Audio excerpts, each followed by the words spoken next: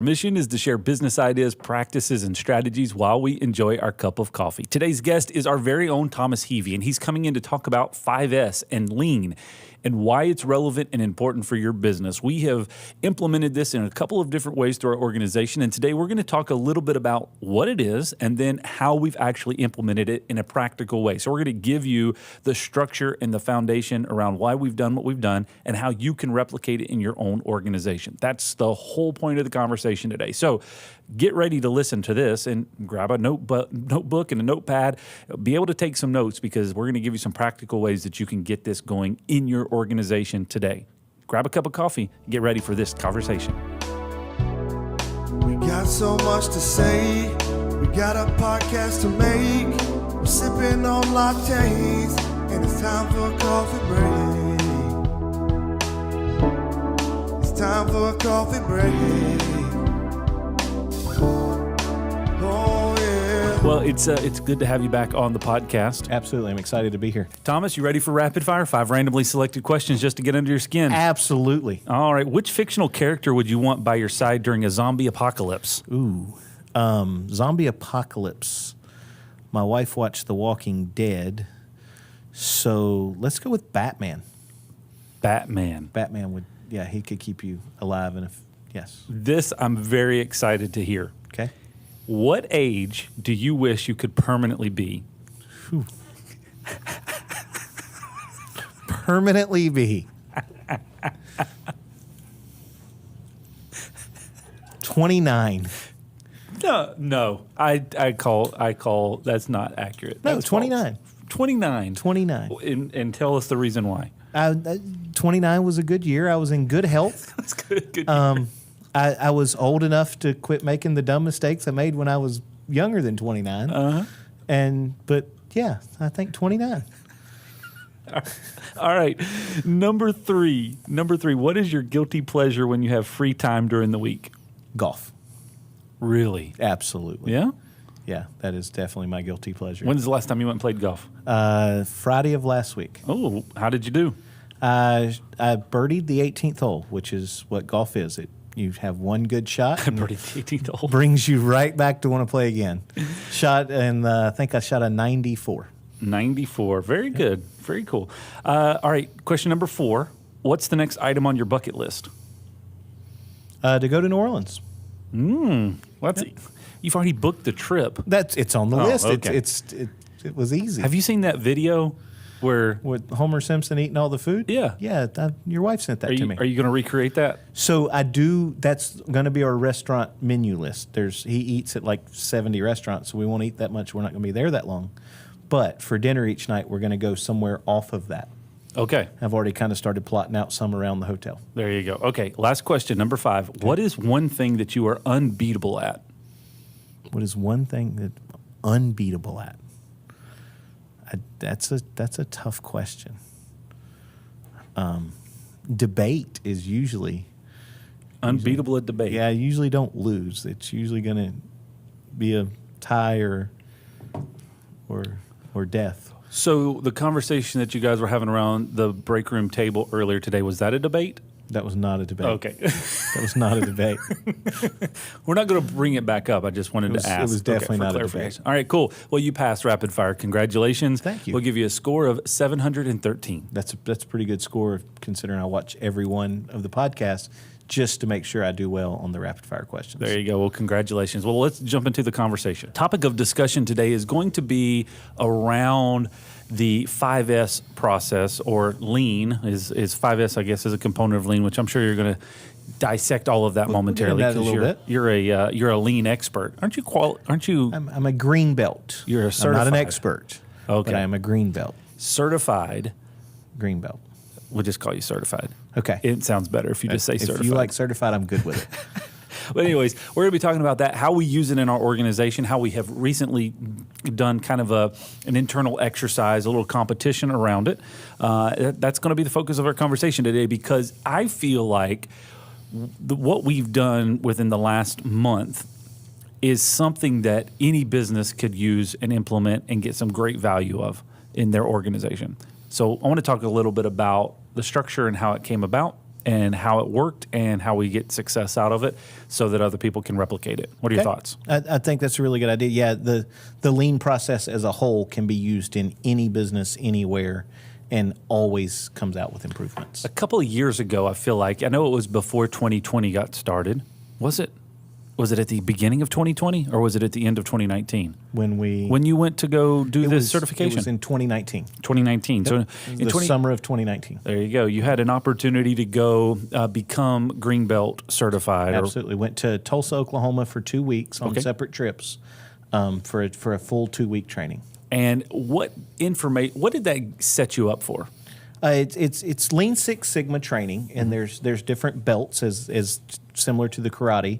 There's a green belt, there's a black belt, and then there's a master black belt. It's a statistics based program. Okay. So anything that you have good data on, you can analyze and make better. So if you run a business and you look at your sales, you can see that you did more sales this month than that month. You can try to figure out why. So it's a strategic process to look at any type of information and find out what the core functions are, what made it good or what made it bad. That is correct. If you're building widgets, you can figure out why you can only build so many widgets at a time. Okay. The biggest part of the process is how do you collect data on things that data isn't there. Or data is always there. It's how do you go collect the data on things that are hard to collect data. Well, I don't know exactly why we have this happen every week, but it seems to happen every other week. Well, now we've got to figure out data as to why, and that's a big part of the process.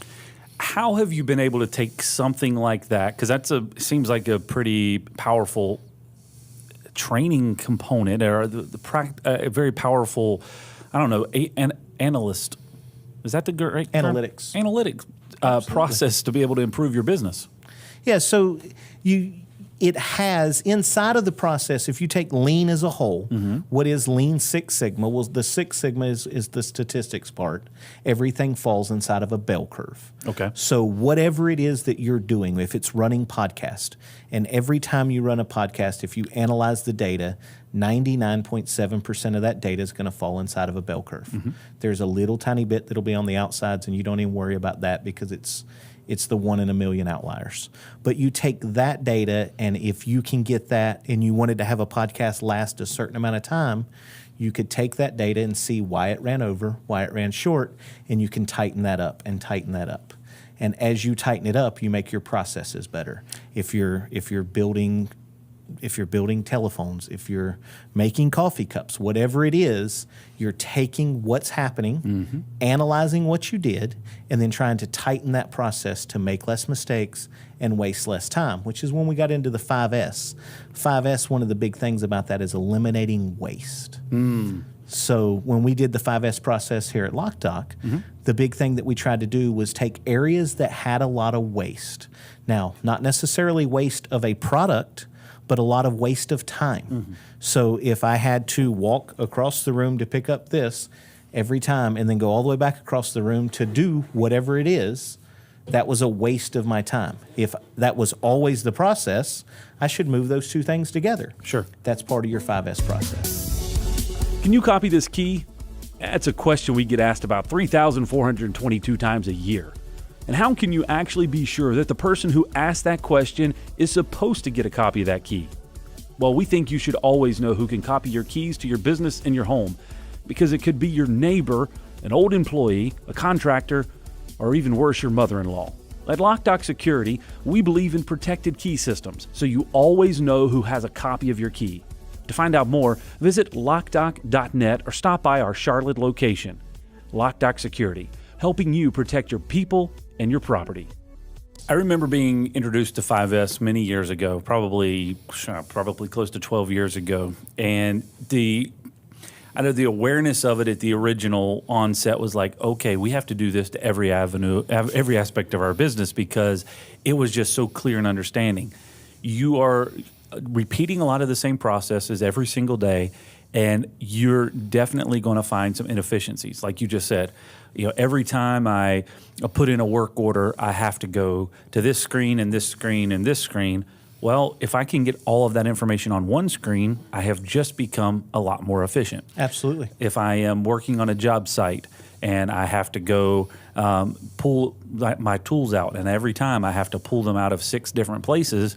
Well, if I can centralize that and get all of those same tools in the same place, I've now become more efficient. And it's just practical things like that over and over again, even down to dispatching.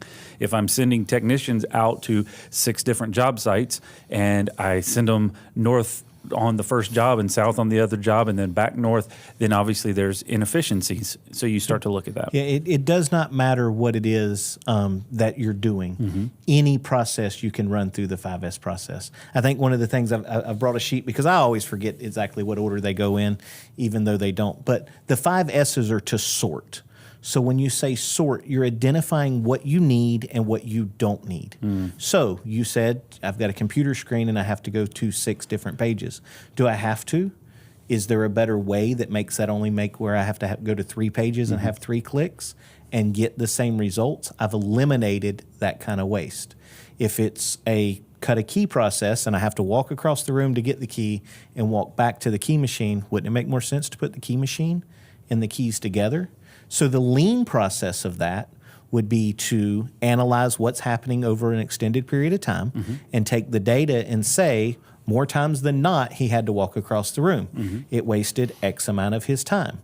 And you add that data up and then decide whether moving the machine, if there's a cost, is worth the waste in the time. Yeah. So that's how you eliminate the waste. It's interesting. A couple of weeks ago, one of the podcast episodes that we did was on how we do our podcast. So it was very much a lot of information about how we put this thing together every week. And,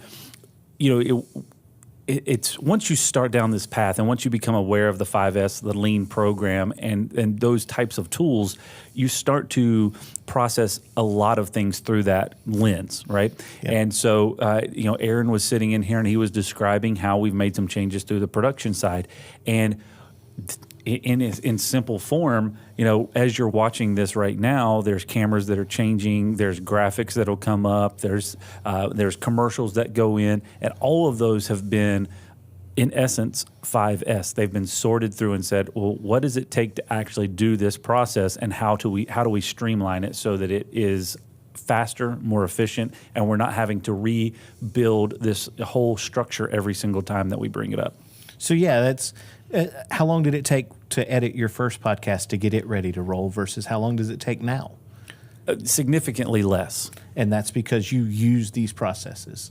So the processes will eliminate those wasted times. And if you start looking at it over your entire company, if you can just eliminate small portions of wasted time or wasted effort in 5, 6, 7 different places, that really starts to add up, and your efficiency as a company starts to get pointed in the right direction. So one of the things, and this happened a couple of years ago, I feel like, and time is, the last 12 months has just been kind of a blur in a lot of essence. So over the last little bit, I don't remember when, we installed some electronic lockers in our facility that organize and keep track of certain types of tools that our installation team uses in the field.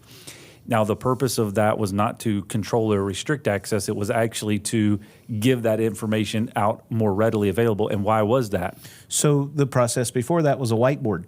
So the process was you went to get a pinning kit to go pin certain cylinders, and you wrote your name on the whiteboard with that kit. That was it. And if you forgot that and that kit was gone, then the process was to call everybody in the company or send out an all-team alert, an email, and hope that whoever had the kit remembered they had the kit and replied to the email. So the process was just completely broken. You want to talk about wasted time? There was a lot of wasted hours. So when we were able to add the lockers... During that entire time, you're just literally sitting there waiting. You're stuck. Your customer is now waiting. Depending on the process, it could be not a disaster, but it could be a lot of wasted time. You've got a van sitting here that's doing nothing. You've got a tech sitting here doing nothing. Usually, one of the support staff jumps in to help. So now you've got a support staff guy and a tech doing nothing. It could compound very fast. So the locker tells us exactly who checked it out, when they checked it out. And when it gets checked back in, another thing that we were able to do with the process was sustain it, which is the last S, because at that point it sends an email to our team that says, hey, this was used, please check and refill it, because that was always an issue if we ran out of pins. So it was another part of the process that got added by the lockers being added. So you have your 5 S's here. Let's just go through them real quick. So if anybody's taking notes, they have all 5 of them. Obviously, you can Google it as well. But So the first S is sort, and like I said, that is identifying what you need and what you don't need. You don't necessarily have to throw away what you don't need, but if you only use it once a year, should it sit right in the front of your work area? no. Those are the kind of things. Maybe it needs to be in a closet that you do go get that once a year, Sure. so you have more room for the other stuff. So that's your sort. So then you're going to set it in order. That's where you've now sorted. These things need to go over here and be out of the way. These are the things I need every day. Where do I need these things to be to make them the most efficient? And a lot of times that'll take some playing with. You may have to move it around a couple of times. Think through the process of, this is how I build my widget, and each time I build my widget, I go here, here, here, here, and here. It's never going to be perfect because that's part of it. But having some type of an order and having the items that you touch more frequently in a more convenient place. In a much more convenient place, and the items you touch less frequently make them harder to get to. That's where you waste your time, because you don't waste as much time that way. Okay. The next one will be shine, because anytime you're going to revise a process, you should clean the area. It's going to help you be, 1, more efficient, and 2, it's going to motivate you and your team to take care of the area that you've now revised. So don't just move things around in the dust. If you move things around, let's go ahead and knock the dust out, get it all shined up, get it nice and right. That way we'll be more apt to sustain the process going on. And then the next one will be standardize. So this is labeling. This is making it where we know that that's what's going to happen. So if this work truck parks here every day, let's label that work truck parks here. If the forklift, we labeled our forklift when we did the 5S process here. Put a little mark on the floor, that's where the forklift goes. One of the big things about standardizing is it would be uncomfortable to set something else on a label, or it's uncomfortable to put something in an area that is marked off on the floor that says forklift. Yeah.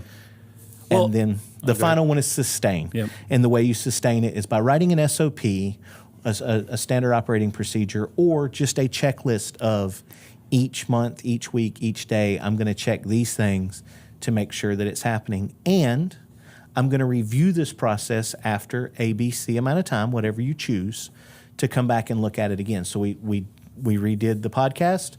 6 months later, you come back and say, okay, what worked, what didn't, can we fix and make it better? So one of the things, and I use this as the most rudimentary example, but I think it shows the biggest impact. So previously in our warehouse, there's, especially at our receiving area, there's a tape gun, there's a box opener, a box knife, I guess, a measuring tape, some Sharpies, and a broom. And a labeler. And a labeler, right? And those 6 things would randomly be scattered amongst the warehouse at various times. So when you needed a broom, what did you do? You roamed around for a few minutes trying to find it. When you needed a Sharpie, you roamed around a little bit. And so it would be very, frustrating, but it also would suck up a lot of time when you just needed to get something done. And that was one of the first things years ago that Sam and William did, is they put a little pegboard up. And the reason I use this is because it's a very simplistic area, but it has made a huge impact. Put a little pegboard up. They labeled, this is where the shop broom goes. This is where the measuring tape goes. This is where the knife goes. This is where Sharpie goes. And if you walk over there right now, all of those things are either there, or you can look around the room and see who's using them. Yep. Because it's part of their process now, and they feel very uncomfortable if it's not that way. Yep. And if you walk over there, you immediately see the dolly there, the hand trucks or whatever is also one of the things that's labeled there. And if you walk over there, you know exactly where it's supposed to be. And if it's not there, you can find it very easily. So it's an understanding of where it's supposed to be, so somebody can put it back. And 2, the next person knows if it's there or not. But what I've seen is it has created a high level of efficiency where it is actually supposed to be, and you can go grab it and be done with it. And so that's part of the whole setting it in order, standardizing it, making sure that it's labeled, because that's one of the things I think a lot of people overlook, and then just making sure that it's maintained and somebody owns that area. And the reason I bring that up is I think a lot of times when people start to think about 5Sing or putting in big process improvements in place, it's like, this is an overwhelming thing. We got to start big. We got to destroy everything we have. And it's something as simple as, where does the broom sit? And if that can create efficiencies, then you're winning. So one of the things I learned in the class that I was able to go to is the first time you do a 5S process, don't tackle your biggest problem. Tackle a problem. And that will help you build the confidence in the process. Yep. So just pick any problem that you have, like Sam did in his area. I can't ever find a Sharpie. I can't ever find the box knife. And we use these things regularly every day. So he cleaned an area, labeled an area, and has been able to sustain that area. And now everybody in this company knows that area, those things are there and they're always there. So he just found a area. Since then, think about all the places that Sam's been able to make improvements and all the improvements that have been done in our shipping, our receiving, or even through the electronic side of keeping inventory. All of those grew off of he just chose a process, improved it, and it's been successful. We understand the frustrations HOA board members and property managers face when deciding the best solution for their HOA and pool security. Should we use a keypad, hand out keys, or install a key card system? Do we even need cameras? These are some of the questions that are difficult to navigate, and we're here to help. At LocDoc Security, we've spent over 20 years working with homeowners associations and property managers to find the system that best fits the pool and HOA needs. Camera systems for the front gate or front entrance, key card systems for the pool gates, or simply updating the gate so that it meets safety and code compliance. We like to take the guesswork out of the process to answer any questions and help find the right solution. Our mission is to help you protect your people and your property, and that includes pools. Contact our team today to schedule your free consultation for your community. Okay, so here's the question, because this podcast episode is not about how to keep your broom in a certain place. Sure. But here's the question that I've got for you is, and this is something I struggled with for many number of years. As I said, I was exposed to this, maybe 10 or 12 years ago, and now fast forward, and there's a lot of momentum around it inside of our organization. Whenever I came back, I did my typical, hey, 5S is the most amazing thing, everybody should do it, and then expected that everybody was going to be as excited about it as I was, and that was not the case. So moving forward, how would you see from even the experience that you had? I mean, we invested in you to go learn this process. How did you bring that information back and get the team on board to actually be excited about seeing value in this? So I think the exact same process. We've tried it several ways. When I first came back from the training, a year and a half ago, I really tried to push some 5S stuff, and like you said, I was very excited about it, and I was the only one that was very excited about it, and I was jumping up and down, and nobody else was. Yeah. So one of the challenges that we did that has been amazing was we challenged everybody to find a small area that they could fix in 1 week and 5S one little small area, whether that was your tool bag if you were a technician. Anybody that works on a computer every day, can you 5S your email? Can you make your email more efficient to be able to find the things that you do? How about your home screen on your computer? That's a huge place that you can go through and say, okay, I don't need these things here. I do need these things there. And then once again, labeling is much easier on the computer than it is anywhere else. Creating folders to put things in. To put things in. Simplifying a process, making it easier. So we challenged everybody in the company to do it. And one of the big things that we did was we challenged everybody to send pictures in. So send pictures of what you did, what it looked like before, and what it looks like now.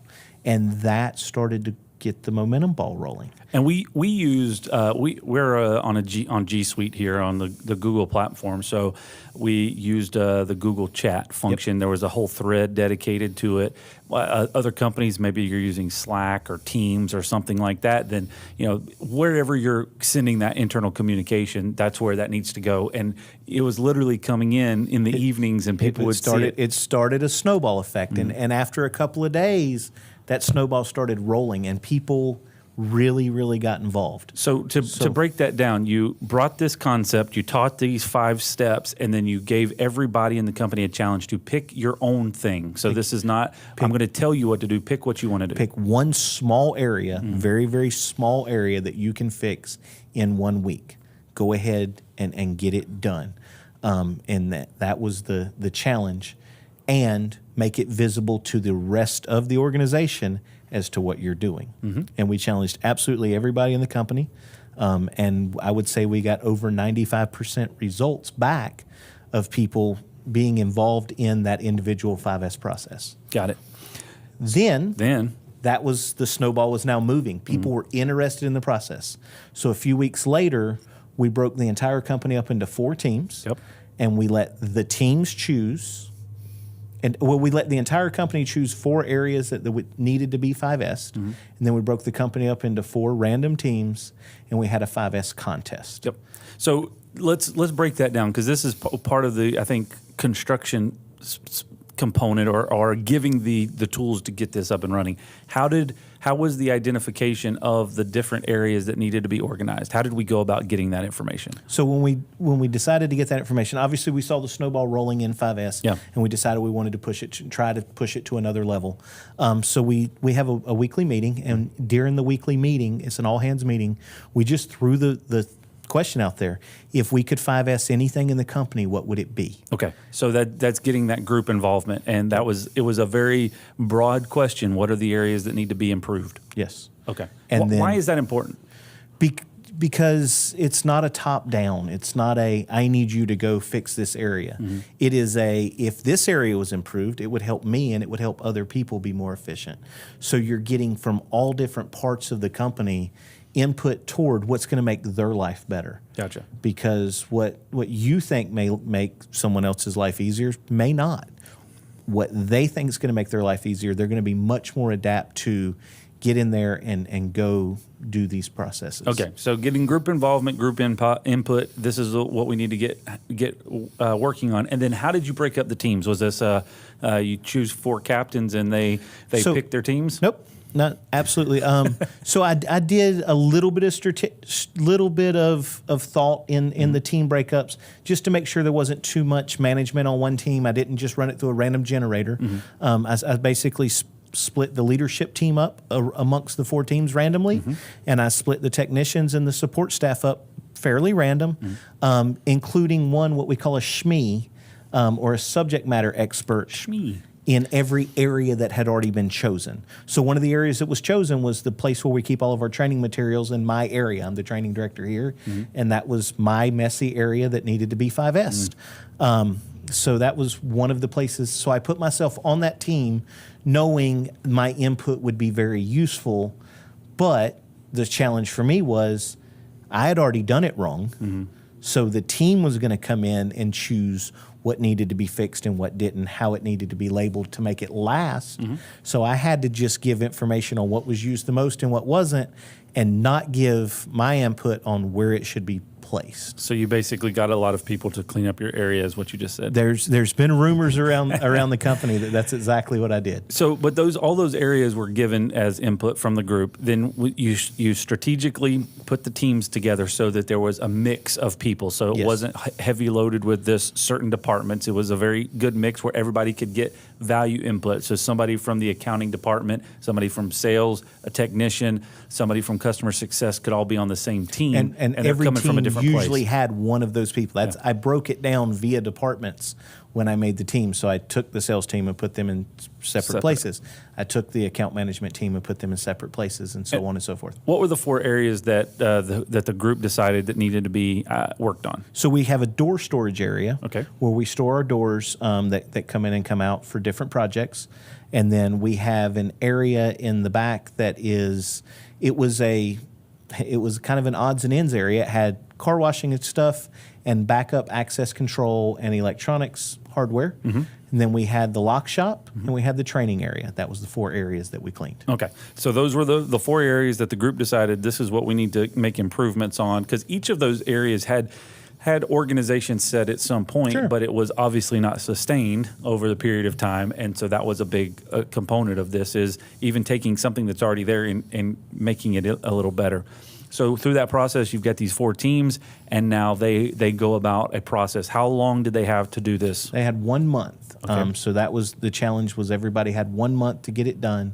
And I want to say it was the 1st of March to the 29th was For the about entire the timeline. For the entire month For the of entire March. month of March, I just knocked the whole Or all the microphone working over. days in March. All the that we working had days in March, available. and each of those teams organized, and they kind of self-organized with having a leadership individual, somebody with So communication. the only thing that I threw out there in the challenge, Yep. the only actual directive I gave, was they needed what we called a communications expert, because they needed somebody that could organize how they were going to meet, when they were going to meet, et cetera, and they needed a team leader to make it not be our leadership running the show. Sure. The team leader could not be chose from our leadership team. Gotcha. So they had to choose somebody.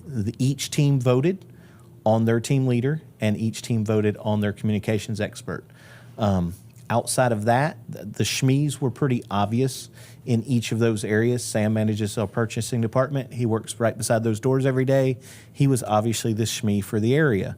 William's been our in-shop locksmith for years, and he was obviously the SME for that area. I was the SME in the training area. Those things came kind of naturally, but they had to be strategically placed. Outside of that, the whole goal was to just not have management or leadership as the team leader and let it go and see what happens. Each team, because I was able to watch, each team went in very different directions on everything that they did, but the outcome was very similar each time because they went off this same They all, process.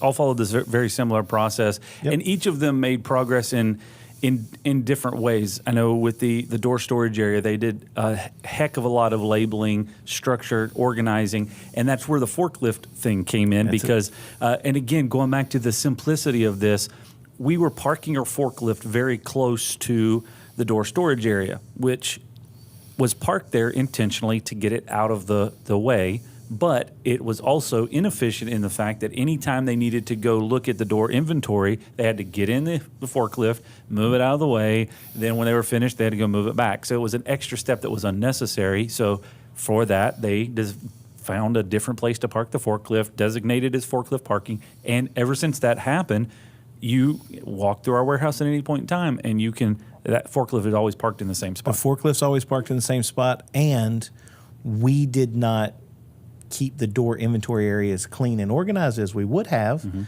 because in order to just straighten it back up, you had to move the forklift. Well, nobody was going to go through an extra step when you didn't have to. Sure. Now that it's free and you can just walk right up to it, it stays a lot more organized just naturally. And it's been very interesting, too. I don't know if you know this or not, but since that period of time, we have been actually able to use some of that inventory in there in ways that we would not have been before, because the awareness we was knew there. we had it, but we didn't really knew we had it. Yeah. Which is, I did know that we've been able to use doors that were there. Yeah, some overstock. Some overstock. So with that, how if I'm thinking about doing this in my organization, I'm listening to this, I'm watching this, going, okay, got it, going to get this thing rolling. How do I know this worked? Like, how do I know that I've just not gotten everybody in chaos and confusion and not really accomplished anything? How do I know that this is something that is going to stick around? So one of the things is the sustain.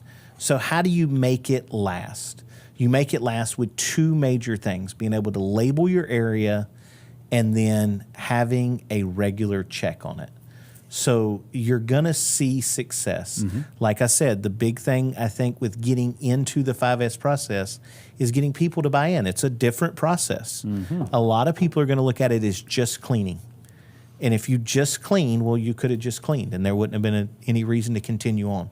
But if you're looking at improving the process and showing how much time you can truly save, that's when you start getting the buy-in. So if you do the individual or very small groups first, they will see the results faster. If they clean up their tool bag and then they realize, well, I cleaned it up, but 2 days later it was back to the exact same way. Or if they clean up and label their tool bag and say at the end of each job, I need to put these things back in these places and they'll always be there, and they start seeing how much faster they can be on a job site, that's when the snowball starts to roll. So with the sustaining side, that's the hardest part, I think, because once you can go through all these steps, and then it's how do I make sure that this is going to last for a long period of time? What is the best case scenario for making sure that this isn't something that just happens, it's there, and then we forget about it and never revisit it? So the two big things is, one, to be able to label the area to where things, you know what it's going to be, and two, to have an SOP that has timelines on it. So if you have an SOP that tasks a certain person or a certain group to revise every 3, 6, 9 months, whatever that timeline is that fits your business model, that's how you're going to start to see it over an extended period of time. I know that a lot of companies that I've worked with through the class already had 5S in place. A lot of this was manufacturing facilities, already had this in place. And the new people that I was going through the class with were showing some of the results they've had in the past. Sure. And it was really neat to see the snowball effect. Once a couple of areas get 5S and people see the value in it, they really want to do it more. Your team starts to push you. When can we go ahead and 5S this? When can we make this process better? So here's the devil's advocate question. The amount of time that it's going to take you to do this and get this set up and implemented, is it really going to pay off in the long run? Why don't I just continue to do what I'm doing? Because this seems like a lot of work to get this thing shifted around. Because in your busy times, in your hectic times, they're less busy and less hectic, and you can take care of your customers in a better way because you've done this process. And I would imagine, too, trimming off small amounts of time in a lot of different areas over time. Starts to add up really fast. Yeah. Starts to add up really fast.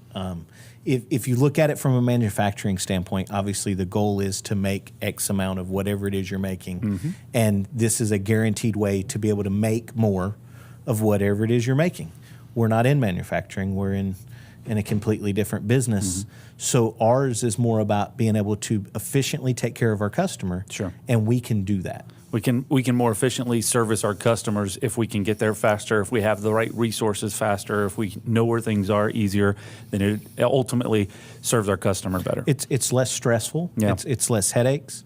It makes your day better. And when you start to see that your day was better and it was because you took the time to make these processes better, it gets you excited to do this more and more.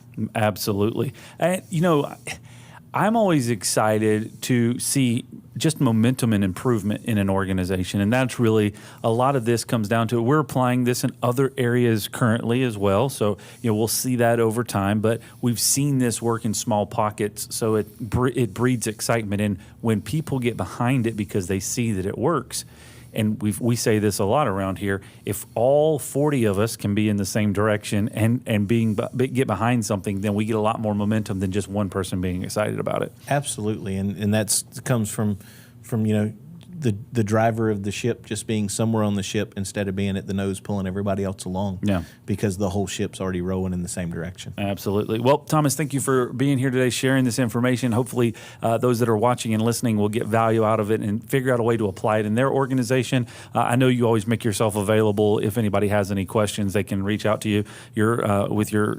By email, I guess, would probably be the easiest. And if you wanted to give them any pointers on how you've been able to apply this. Absolutely. Would love to. Cool. Well, Thomas, thank you again for joining us today. It's always a blast, and so glad we were able to do rapid fire today with you.